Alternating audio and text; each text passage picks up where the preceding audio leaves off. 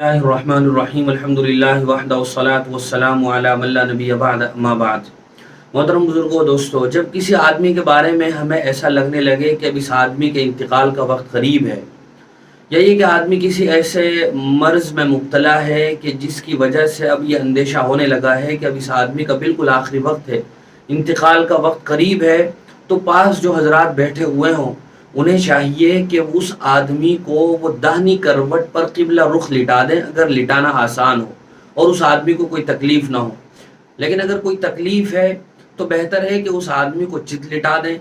اس کا طریقہ یہ ہوگا کہ اس کے پاؤں قبلے کی طرف کر دیں اور سر اس آدمی کا تھوڑا سا اونچا کر دیں۔ اس کے بعد پھر قریب میں بیٹھ کر آہستہ آہستہ اللہ کا ذکر کرتے رہیں، لا الہ الا اللہ محمد الرسول اللہ صلی اللہ علیہ وسلم، اس طرح پڑھتے رہیں، اور اس آدمی سے اصرار کے ساتھ پڑھنے کے لیے نہ کہیں، یعنی زبردستی اس سے پڑھوانے کی کوشش نہ کریں، ہلکی دھیمی آواز میں اس طرح پڑھیں کہ وہ خود بھی سنیں، تاکہ اس کے زبان پر بھی اللہ کا ذکر جاری رہے، کلمہ اس کے زبان پر جاری رہے۔ اس کے بعد جب اس آدمی کا انتقال ہو جائے تو چاہیے کہ سب سے پہلے اس کے منہ کو باندھ دیا جائے تاکہ منہ پھیلنے نہ پائے، منہ کھلا نہ رہے۔ اس کے بعد اس کی آنکھیں بند کر دی جائیں تاکہ کھلی نہ رہیں،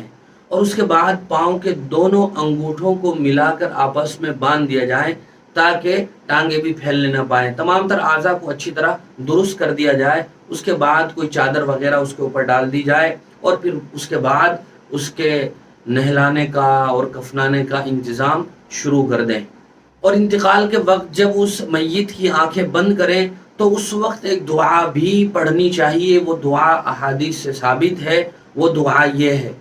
اللہم اغفر لہ وارفع درجتہ فی المہدیین واخلفہ فی عقبہ فی الغابرین واغفر لنا ولہ یا رب العالمین وافسح لہ فی قبرہ ونور لہ فیہ۔